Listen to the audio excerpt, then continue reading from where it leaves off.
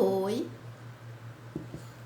oi pessoa, tudo bem? Vamos? Castelo interior ou moradas? Sétima moradas. Não é pouca coisa não. É muita coisa que a gente conquistou, né? Eu acho tão bom quando eu consigo fazer um propósito e cumprir esse propósito. Acho tão bom quando eu coloco uma meta e consigo cumprir essa meta. Oi, Rosa. Rosa, você tá me ouvindo bem?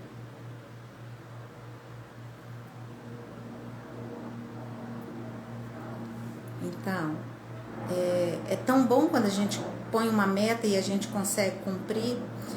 E esse cumprimento das lives do Castelo Interior ou Moradas foi para mim de um aprendizado imenso. Como é diferente quando nós nos abrimos para ensinar o outro, para dizer algo para o outro, um livro, do que leu, do que viu. Parece que o conhecimento, a aprendizagem, a apreensão daquele conteúdo se torna grandiosa, ela expande, aumenta. E o que eu pensei, para que a gente começasse aqui falar das sétimas moradas, que é muito interessante, essas moradas, é a gente fazer um pequeno retrocesso de tudo que a gente viu, desde as primeiras moradas. As primeiras moradas, nós vimos que a porta para entrar nesse castelo interior, que é a nossa alma, é a oração, né? Com a oração, nós adentramos nesse castelo. Escrevi aqui algumas coisas, né? E que as três primeiras moradas, elas estão dizendo da nossa infância espiritual. A quarta e a sexta, as quartas e a sexta moradas são moradas de transição. Estão dizendo de uma mudança que vai ocorrer. Como a primeira, segunda e terceira são moradas, né, da infância, da primeira etapa da vida espiritual, a quarta morada, ela vem como a transição para a adolescência, né? Entra a adolescência e já tem toda aquela mudança que acontece quando nós entramos na adolescência.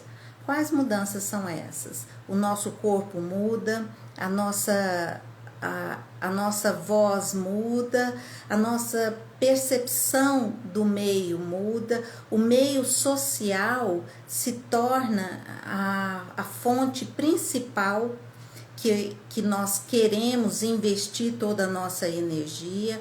Então, na adolescência nós ficamos ligados ao social, deixamos um pouco o núcleo familiar, a influência familiar, e passamos a ter uma influência social muito grande. E a adolescência vem com essa fase de transição, que é aprender uma nova forma de se comunicar, é como se aprendesse uma nova língua, como se nós fôssemos para um novo país, uma nova cultura, e que a gente precisa aprender a desenvolver essa nova linguagem, essa nova língua.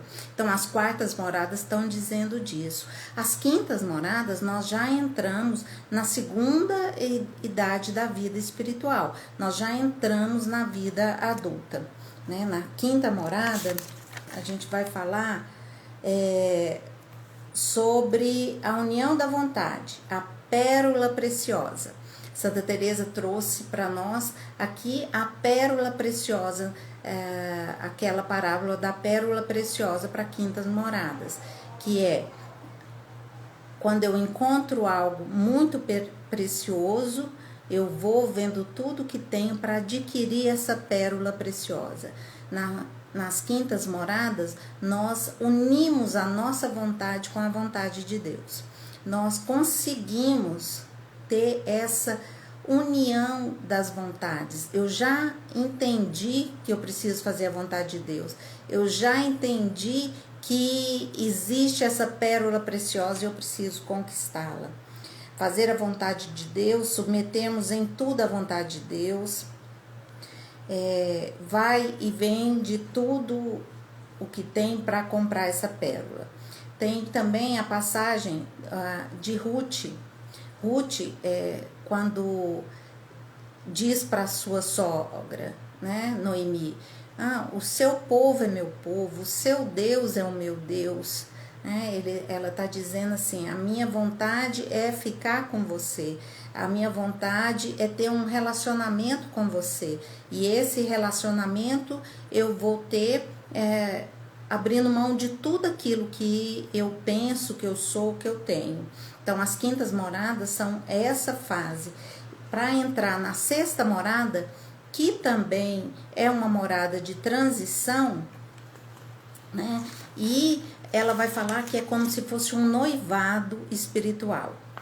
As sétimas moradas nós veremos que é o matrimônio espiritual. A sexta morada é o noivado espiritual. É a fase de acertar os detalhes, de ver os gostos, de conhecer mais a pessoa, de saber como que pensa da vida, quer ter filhos, não quer ter filhos, como que quais as expectativas para o casamento, essa fase de conhecer. E Santa Teresa vai falar que nas sextas moradas é quando o filho pródigo, né, na segunda morada, ela usa essa mesma passagem bíblica para falar que é quando, nas segundas moradas, quando o filho pródigo fala assim, vou voltar para a casa do meu pai, que até os empregados comem melhor do que eu estou comendo aqui nesse mundo, depois que eu saí da casa do meu pai. Então, na segunda, ele reconhece que ele precisa voltar. Nas sextas moradas, é quando ele volta e recebe o abraço do pai.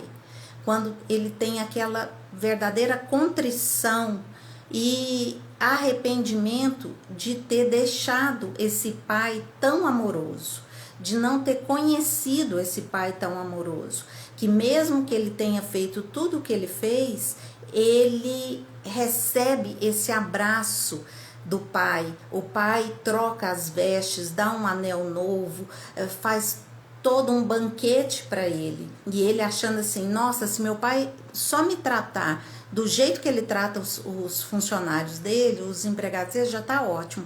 E ele é surpreendido com o amor do pai. E quando ele se surpreende com o amor do pai, ele dá uma dor profunda, que ela fala que é como se entrasse uma espada no coração e que falasse, meu Deus, eu não sou digna, não sou digno desse amor tão grande desse pai, que por mais que eu tenha feito tudo o que eu fiz, ele ainda me ama e me recebe dessa forma. Então, as sextas moradas, esse noivado espiritual é para conhecer esse amor de Deus por nós. É quando nós percebemos no mais íntimo o nosso lado negativo, a nossa sombra, e apesar de todo esse lado negativo, de toda essa sombra, nós sabemos que reconhecemos que Deus nos ama.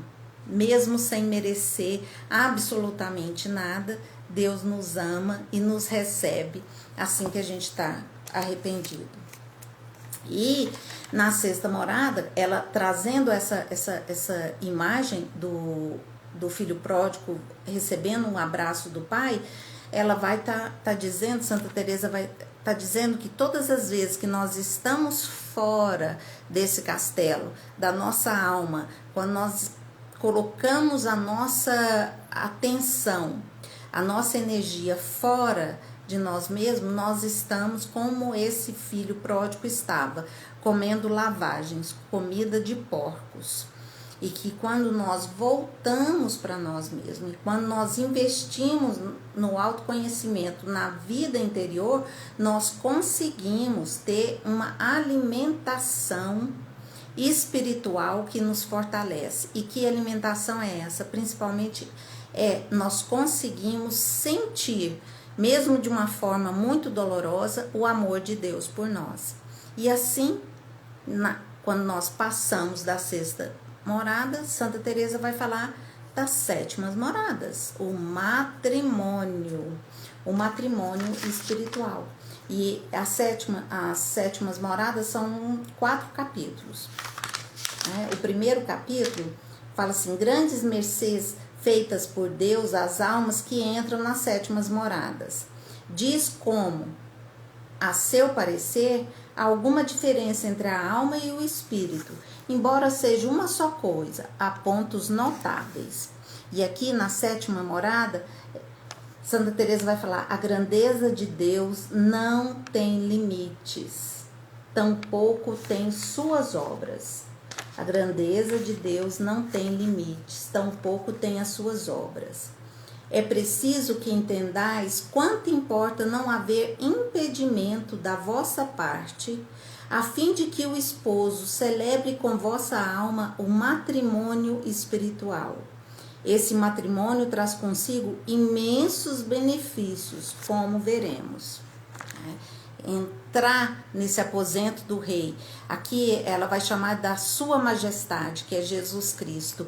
Quando a gente entra, nesse aposento do rei, entra nessas moradas do rei que está na nossa alma, e nós nos preparamos para esse matrimônio, estamos preparadas para esse matrimônio. E como que se prepara para esse matrimônio?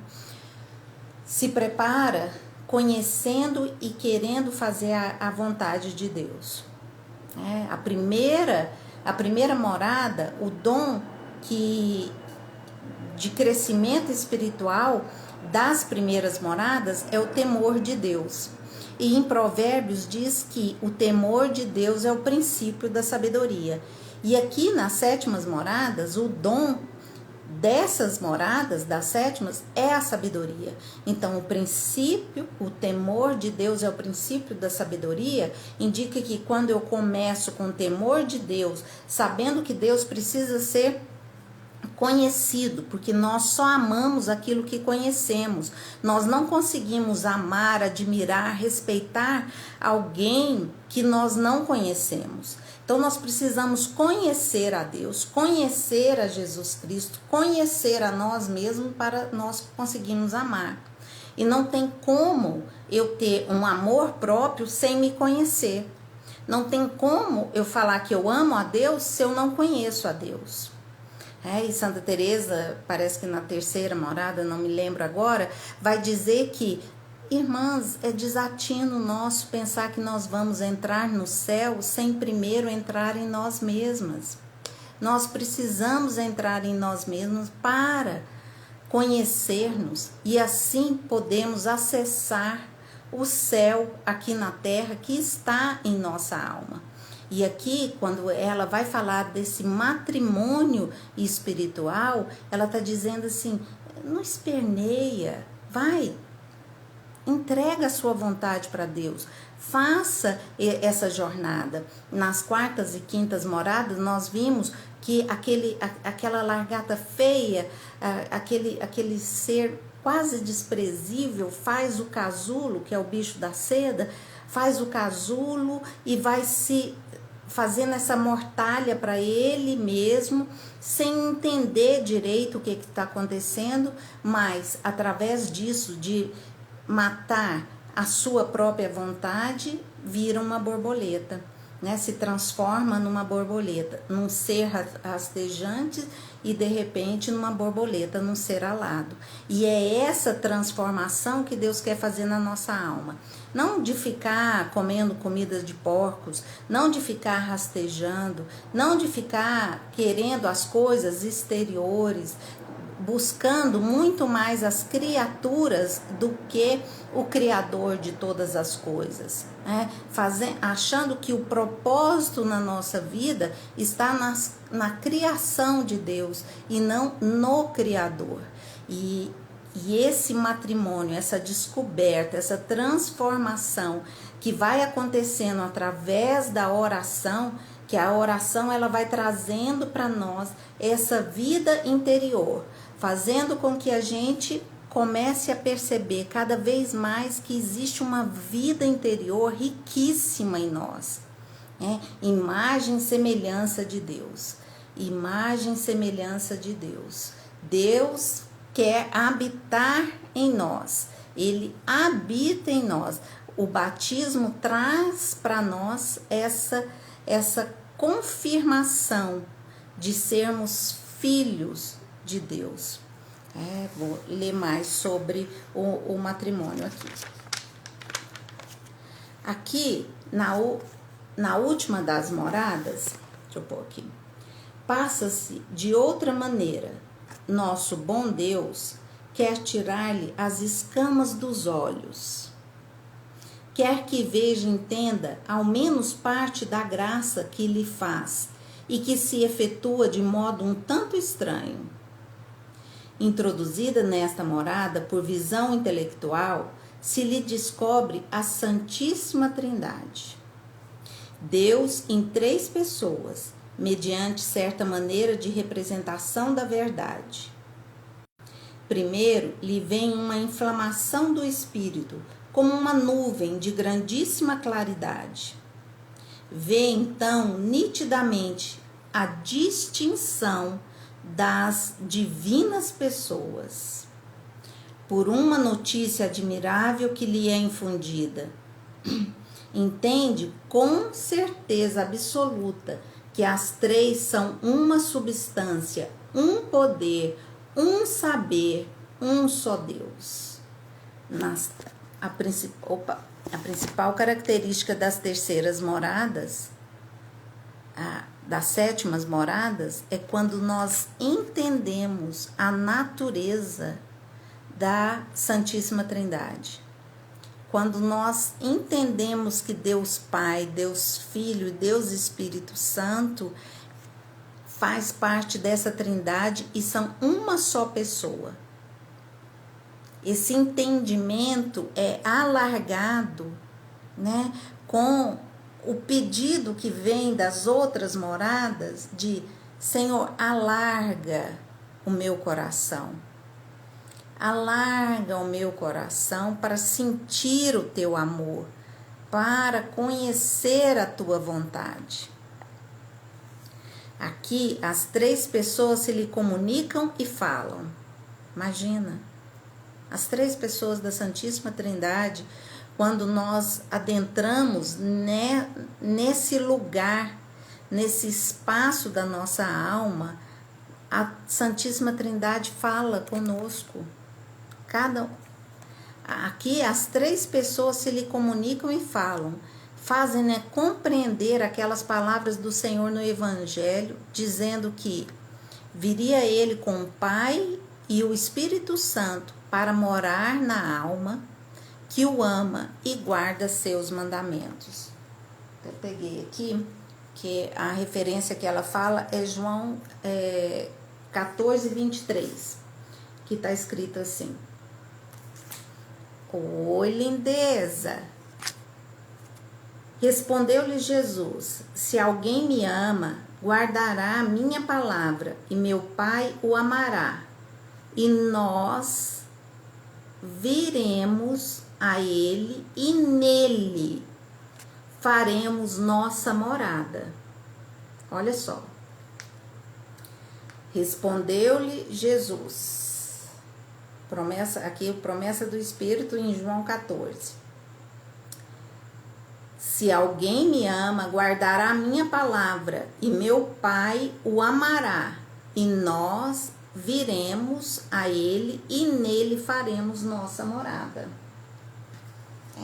E aqui na 7ª morada, Santa Teresa vai tá dizendo exatamente isso, que ela tem consciência da Trindade, uma só pessoa, que ela consegue, né, que nós conseguimos com esse desenvolvimento e essa maturidade espiritual para sermos preparadas para o matrimônio espiritual. Uma das vantagens, né, assim, falar em vantagem até parece que a palavra nem cabe muito bem, mas é que nós vamos entender, não de uma forma racional, mas de uma forma que nós vamos saber, intuir sobre as três pessoas da Trindade. Demais, né? Para morar na alma que o ama e guarda os seus mandamentos. Valha-me Deus, como são verdadeiras essas palavras, e como é diferente ouvi-las e crer, entendendo-lhe a verdade por via sobrenatural. Cada dia essa alma se admira mais, porque lhe parece que as três divinas pessoas nunca mais se apartarão dela. Percebe nitidamente, de modo sobredito, que elas estão em seu interior, no mais íntimo, num abismo profundo que ela não sabe definir por lhe faltar ciência. Sente em si esta divina companhia. E quando a alma cai essa ficha, né? Cai esse entendimento de que a divina Trindade, a Santíssima Trindade mora em nós, na nossa alma, então a presença é real, 24 horas. E o medo de pecar, de fazer algo que desagrada a divindade, né? O Deus Pai, Deus Filho e Deus Espírito Santo, é imenso. E a alma passa a ficar assim, nossa, é um casamento divino. É igual uma noiva que está se preparando para um casamento. E quando casa, assim, só pensa no casamento, só pensa no noivo, está totalmente apaixonada, tomada por esse noivo. E ela vai falar que é exatamente isso que acontece na alma quando nós passamos por esse desenvolvimento. Nós ficamos totalmente tomados. E não é só algo racional. Expande, o nosso racional nem consegue explicar o que se dá na alma. Quando aceita, diz sim para esse casamento. Né? E para dizer sim para esse casamento, para chegar nessa etapa, a alma teve que abrir mão da sua vontade. Entendeu que a melhor coisa que poderia fazer para a alma dela é fazer a vontade dela. A fazer a vontade de Deus e não a dela. De conhecer a sua vocação em Deus. Tanto quanto se entende, só se pode dizer que a alma, isto é, o espírito dessa alma, faz uma só coisa com Deus. Sendo também espírito, Sua Majestade deseja mostrar o seu amor para conosco. Dá a conhecer a algumas pessoas até onde chega esse amor, para lhe louvarmos a grandeza, a tal ponto que se unir com uma criatura que não quer mais apartar-se dela, como os esposos que pelo matrimônio já não se pode separar. É o que porventura diz São Paulo: o que se eleva e se une a Deus, faz-se um só espírito com ele. Qual que é essa referência? 1 Coríntios 6,17. Refere-se a esse soberano matrimônio onde se pressupõe que Sua Majestade, todas as vezes que Santa Teresa aqui no Castelo Interior ou Moradas fala a Sua Majestade, ela está referindo a Jesus Cristo. Já aproximou a alma de si por meio da união espiritual. Também diz o apóstolo: para mim, viver é Cristo, morrer é lucro. Parece-me que a alma pode dizer o mesmo aqui. É então que morre a borboletinha de que falamos. Morre com imensa felicidade, porque sua vida já é Cristo. Isso se entende melhor com o andar do tempo, pelos efeitos. Por uma secreta aspiração de conhecer claramente, ser Deus quem dá vida à nossa alma. De entender que toda boa graça vem de Deus. E que basta a nós nos abrirmos para que Ele possa atuar, que é o que nós falamos nas quintas e sextas moradas, que é uma ação passiva e ativa. Passiva porque é o se deixar ser conduzida por Deus. E ativa é o se abrir para que Ele conduza. É como uma dança. A mulher deixa com que o homem conduza. Esse deixar que o homem conduza é uma parte passiva e ativa. Porque o deixar não é tão fácil, né? Deixar com que o outro conduza. E faz com que a nossa vontade seja submetida à vontade de Deus. O Senhor introduz a alma nessa sua morada, que é o centro mais profundo dela própria. É só com Ele que nós conseguimos ir no mais profundo da nossa alma. No mais profundo da nossa alma, desse castelo interior. É só a graça de Deus que nos permite chegar, conseguir, alcançar essas moradas. E se submeter a essa vontade de Deus e saber, tendo essa humildade, que tudo que nós conseguimos não por nosso merecimento, mas pela graça de Deus. Ao entrar nesse céu íntimo, que ela vai comparar, né, que a Jerusalém celeste, né, a Jerusalém celeste, que é a nossa alma, que está em Apocalipse 21, parece. Ao entrar nesse céu íntimo, cessa os movimentos ordinários das faculdades e da imaginação. Estas não a prejudicam, nem lhe tiram a paz. E ela vai dizer de uma paz que excede todo entendimento, quando nós nos deixamos ser conduzidos por Deus. É uma paz que não importa as circunstâncias. Aliás, Deus não precisa ter circunstâncias favoráveis para agir na nossa vida, no nosso meio, no nosso país, na nossa realidade.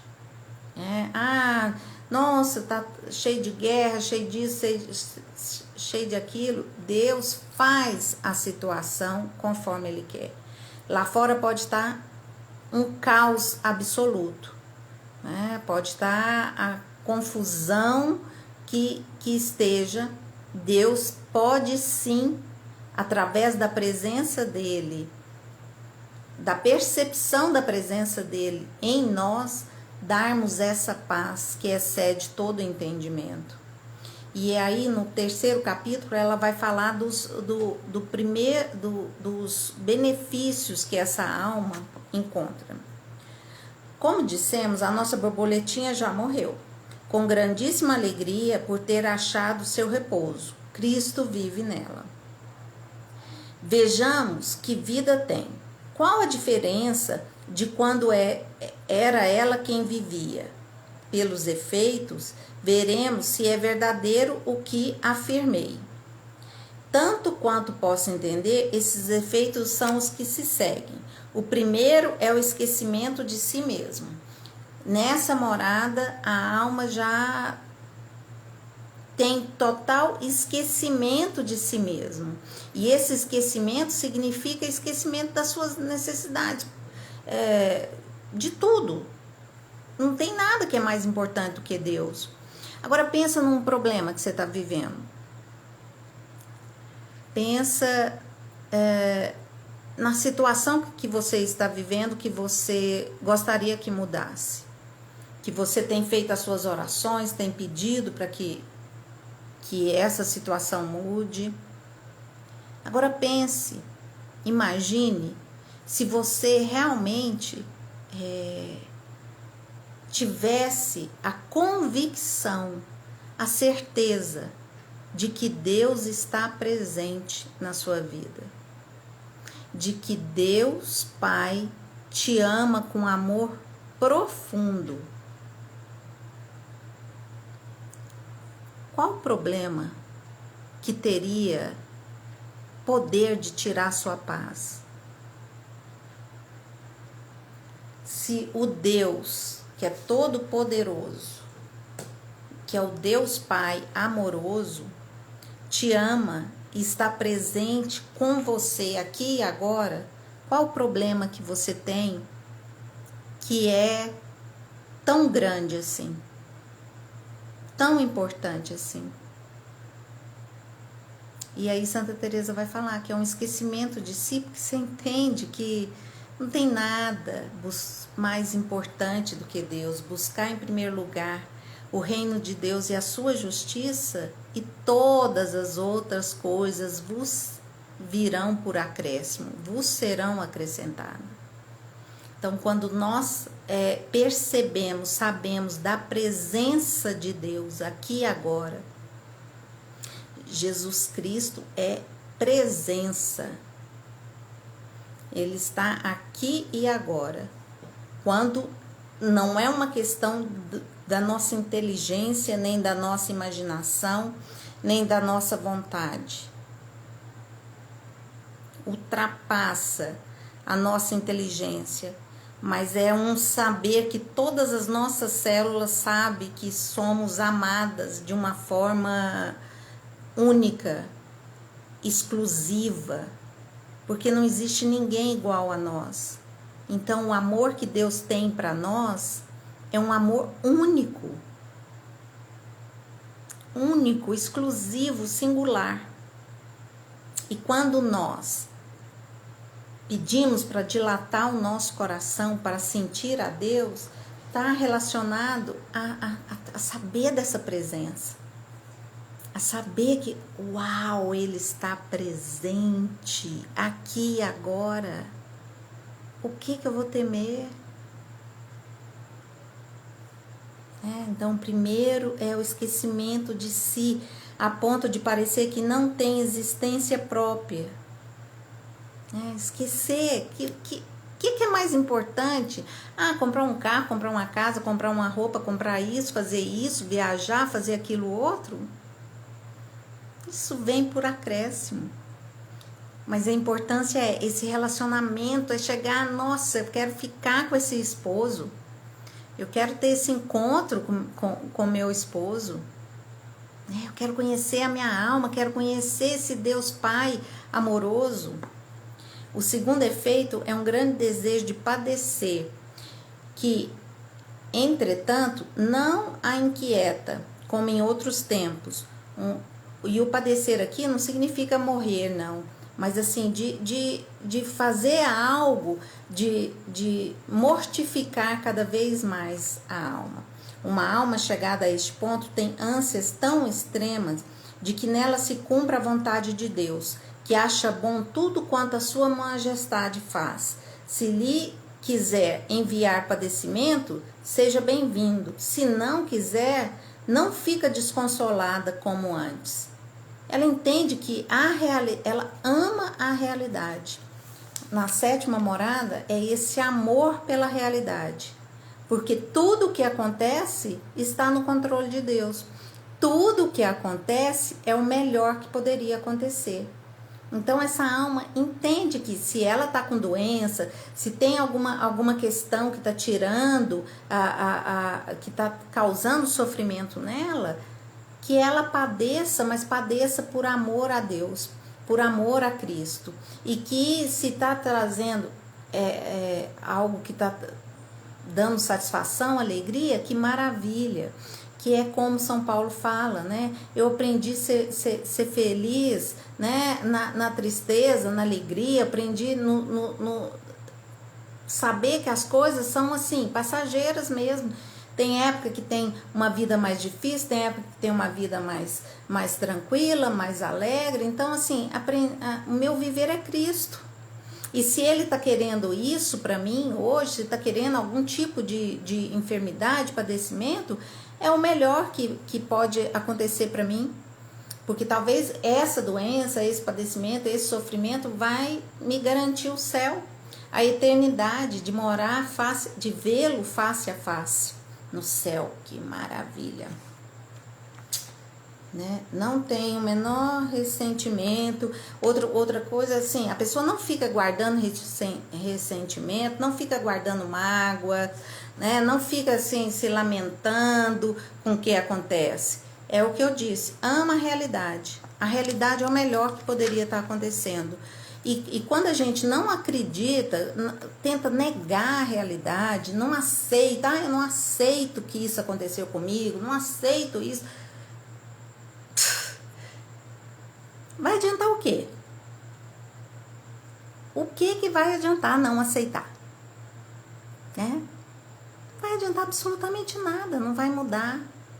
Agora, quando eu tenho, né, a fé, a esperança, a caridade, quando eu tenho a fé de que aquilo é um processo importante para o meu amadurecimento, que aquilo é um processo que vai me levar a uma maturidade espiritual, que eu tenho esperança de que as coisas vão melhorar, que Deus vai ouvir o meu clamor, que vai me tirar, é isso mesmo, que vai me tirar dessa situação. Então, assim, quando eu tenho essas virtudes teologais, né, que é a fé, a esperança e a caridade, esse amor pelo outro e amor pela vida, eu consigo enfrentar de uma forma com mais força, né? E sabendo que a força vem de Deus, que aí eu vou ter a humildade de falar, Senhor, tá muito difícil, essa situação tá muito difícil,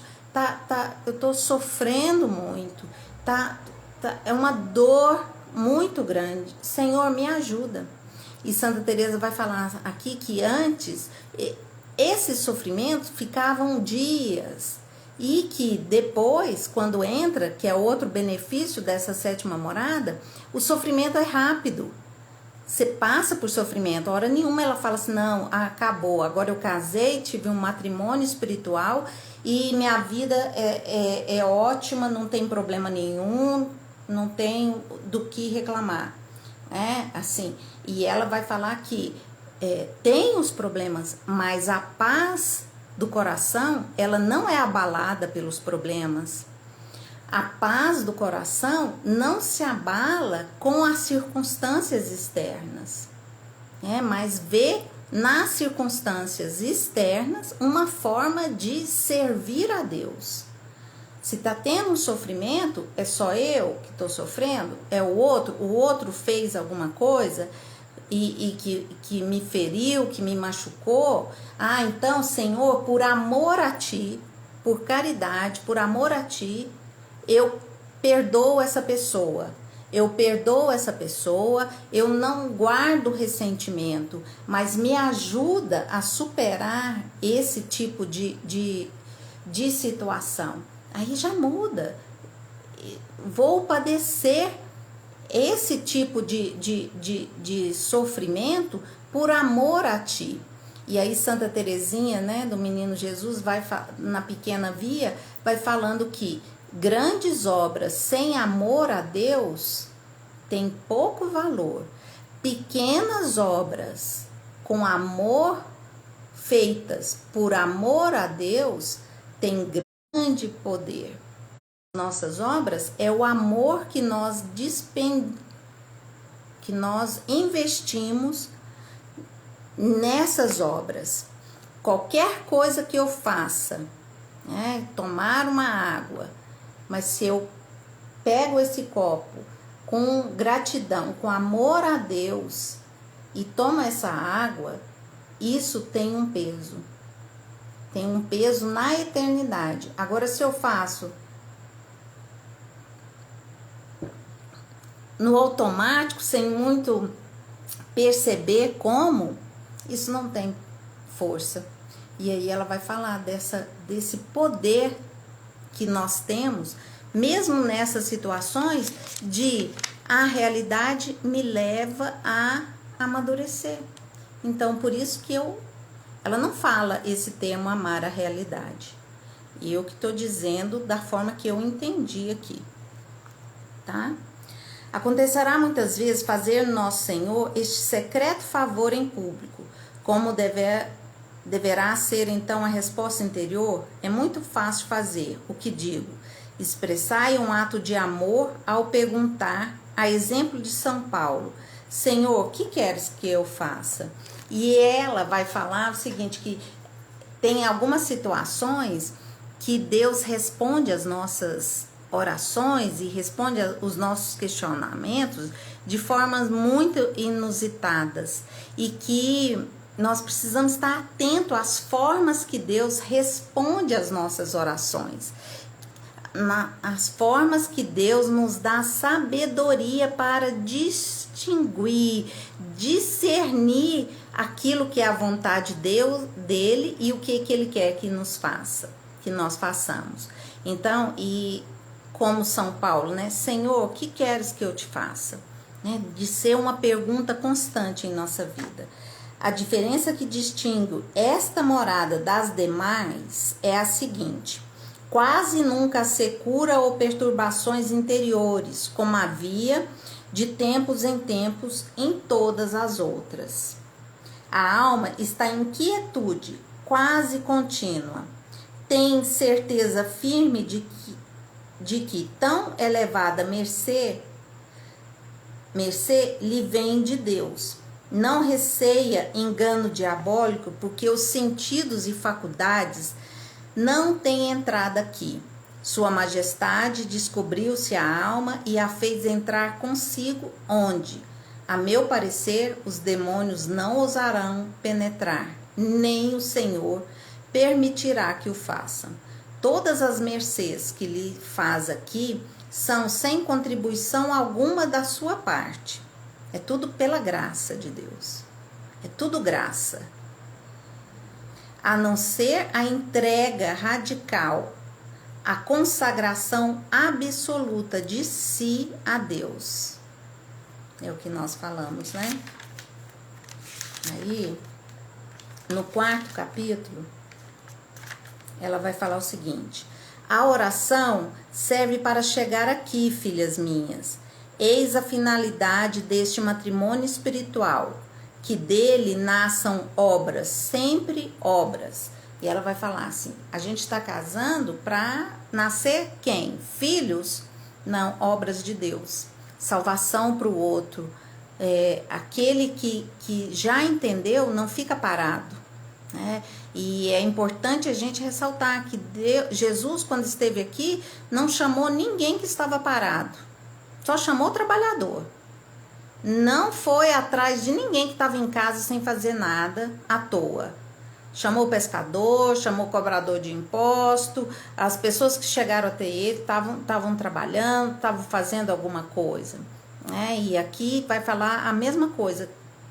A alma que se tem essa mercê, essa graça do matrimônio espiritual é para obras de salvação, obras de misericórdia, de levar Jesus Cristo, né? Ide e pregai o evangelho.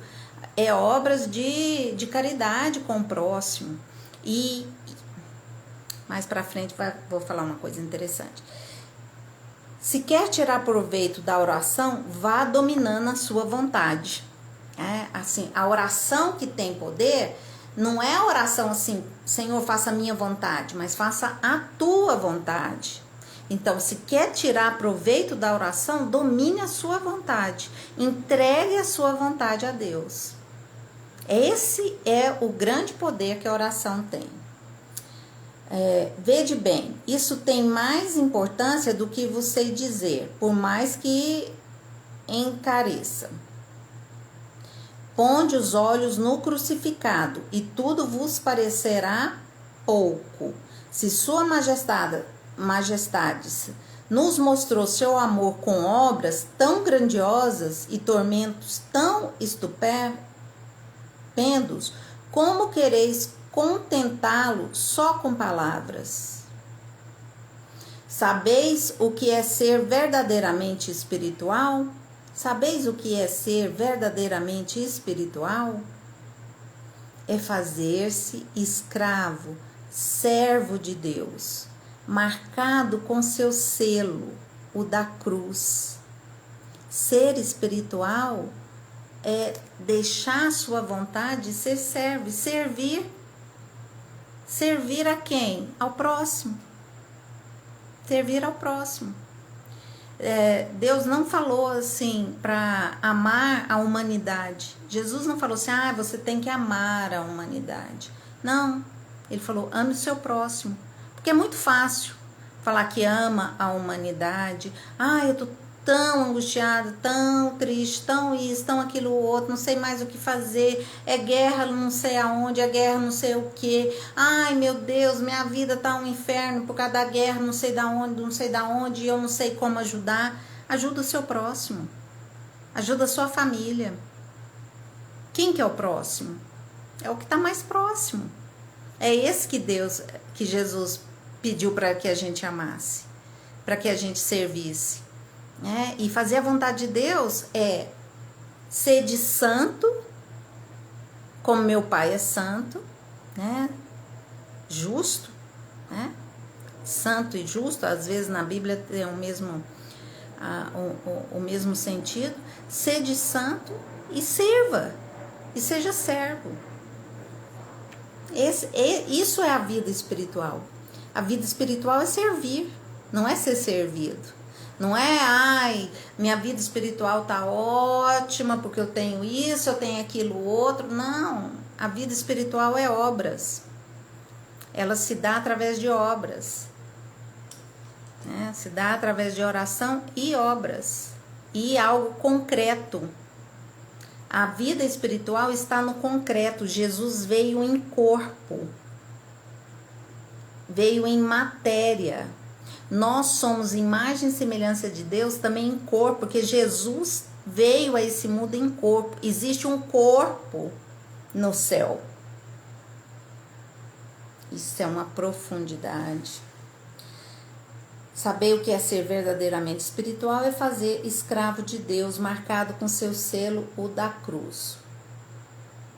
Assim, nos poderá vender como escravo de todo mundo, como ele foi. Com isso, não nos faz agravo, mas imensa graça. Já lhe entregamos toda a nossa liberdade.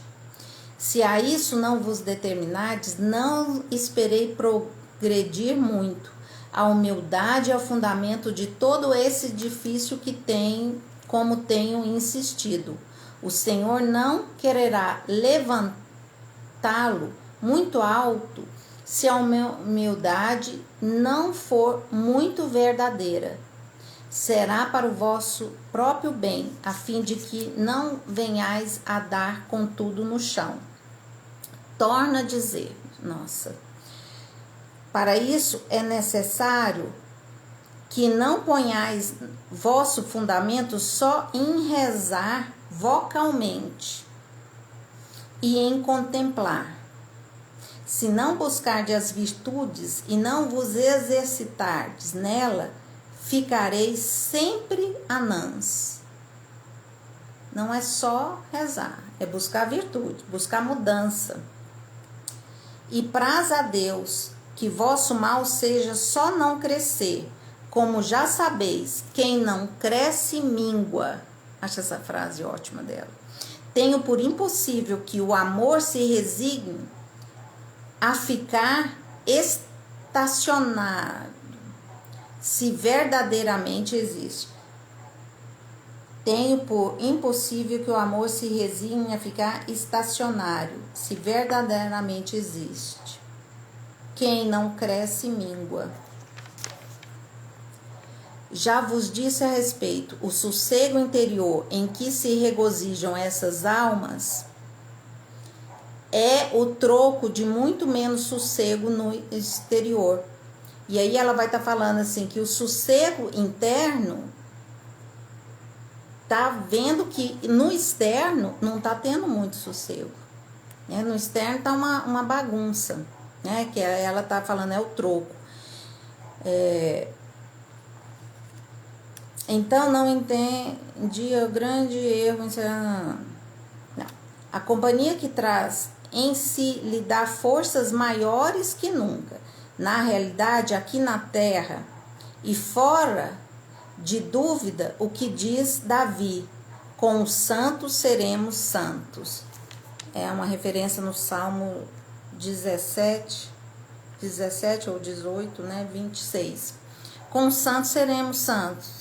É junto dos bons que a gente fica melhor, né? Então, é andando com os santos que nós vamos ter seremos santos.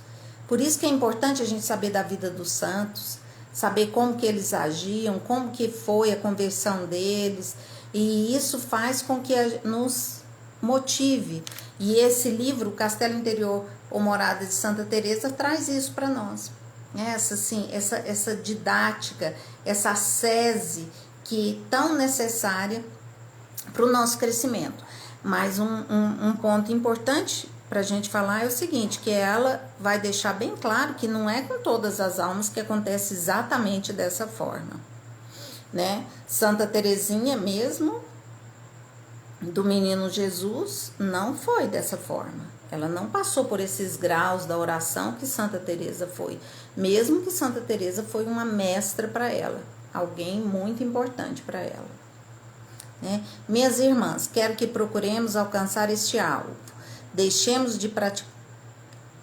Desejemos e pratiquemos a oração não a fim de nos satisfazer, mas para termos essa força no serviço de Deus. É a oração que vai nos trazer a graça e a força no serviço de Deus.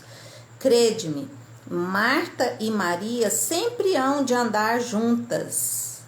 Crede-me, Marta e Maria sempre hão de andar juntas, a fim de hospedar o Senhor. É preciso trazê-lo a todo instante consigo e não o receber mal, deixando-o sem alimentos, né? Marta estava, Senhor, o senhor não importa de eu estar aqui fazendo a comida, trabalhando, e Maria aí só escutando o Senhor. E Jesus fala, Marta, Marta, anda ansiosa por muita coisa, mas pouca coisa é necessário. E aqui Santa Teresa está falando, Marta e Maria vai ter que andar juntas, né? Vai ter que um lado que contempla, um lado da nossa alma que busca contemplar a Deus, escutar a Deus, aprender com Ele, sentar perto dele, mas vai ter o lado de vamos trabalhar também para servi-lo. E nós servimos a Jesus quando nós servimos o próximo, né? Se deres um copo d'água a esse pequenininho, a esse que tem sede, em meu nome, é a mim que você está dando. Se alimentar aquele que tem fome, em meu nome, é a mim que você está alimentando. Então, Marta e Maria vão estar sempre juntas. Precisa estar junta na nossa vida. Não dá para a gente ficar só na contemplação, mas é necessária a obra, né? Como Maria lhe daria a refeição sempre assentada a seus pés se sua irmã não ajudasse. O alimento para o Senhor é que, por todos os modos, a nosso alcance, ganhemos almas que se salvem e eternamente louvem a Deus. Lindo demais. direis duas coisas. Uma é que, segundo o mesmo Senhor afirmou, Maria escolheu a melhor parte. Tinha feito o ofício de Marta, quando serviu o Senhor, lavando-lhe os pés e enxugando-os com seus cabelos. Ela fez o ofício de Marta, quando lavou, né, os cabelos. Eu sei que tem fala assim, é a mesma, Marta e Maria. Maria é a mesma que lavou os pés de Jesus com lágrimas, enxugou com os cabelos e derramou um bálsamo caríssimo. Aqui Santa Teresa, em 1500 e não sei quanto, está dizendo que são as mesmas, né? Assim, não sei como anda isso na teologia, se é ou não é, e também não tem jeito de saber, né? Mas a gente põe como se fosse personas, né? Então, assim, se você não serviu fazendo um alimento, que sirva nessa adoração, né? De lavar os pés, né? De se derramar diante do Senhor, né? Entregar um bálsamo precioso para perfumá-lo. É lindo. Essa passagem é Lucas, eu acho. É Lucas mesmo. É uma das passagens mais maravilhosas que eu acho na Bíblia, assim. Quando ela chora, lava os pés de Jesus e os fariseus lá, se ele soubesse quem é essa mulher, que é uma pecadora, ele não ia deixar que ela fizesse isso. E pensais que teria sido pouca mortificação para uma senhora da sua condição ir pelas ruas afora, talvez sozinha, pois seu fervor não comportava reflexão. Gente, essa parte, olha só. Talvez Maria foi nesse jantar que Jesus estava sozinha. E ela fala assim, talvez sozinha porque o fervor, a determinação que ela queria servir, estar junto com o mestre, adorar o mestre, né, não comportava reflexão de falar assim, mas o que os outros vão pensar? Você vai sozinha, é perigoso. Nossa, mas você vai entrar num jantar na casa, você nem conhece ele direito, você vai jogar esse bálsamo, esse nardo precioso que dá para comprar uma casa, você vai derramar nos pés de Jesus, que desperdício, que isso, né? Então, aqui ela vai falar, pois seu fervor não comportava reflexão.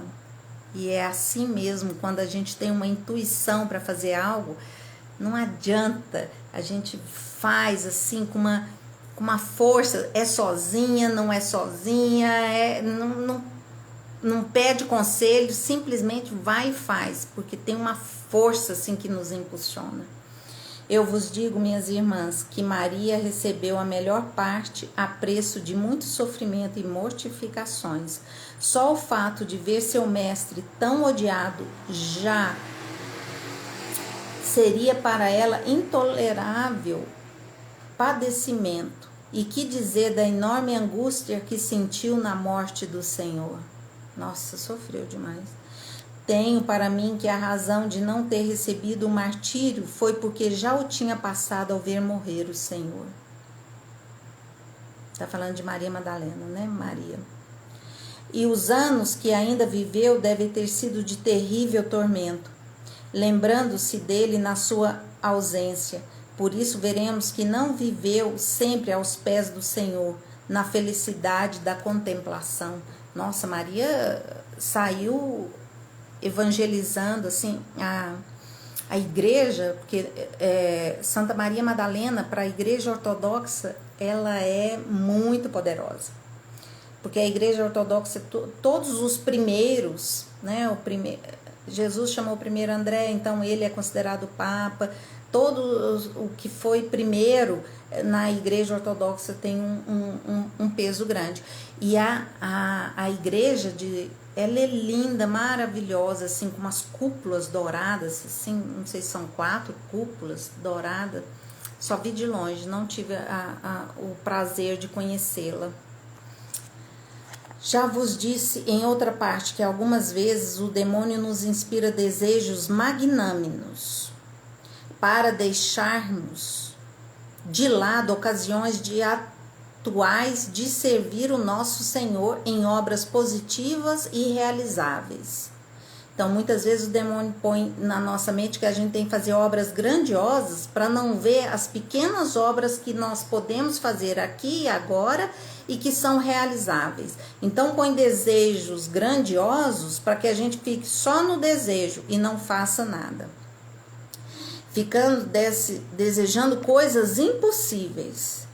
Muito fareis com a vossa oração, não há dúvida. Contudo, já não falo nisso. Só vos digo uma coisa: não queirais ajudar a todo o mundo. Contentai-vos em ajudar aqueles que estão em vossa companhia. Amar o próximo. Gente, acabou o nosso tempo. Mas é maravilhoso que essas lives assim tenha inspirado vocês para ler esse livro tão maravilhoso de Castelo Interior ou Moradas. E aí nos stories eu vou colocar a proposta do livro das próximas lives, tá bom? Um beijo. Obrigada pela presença de vocês.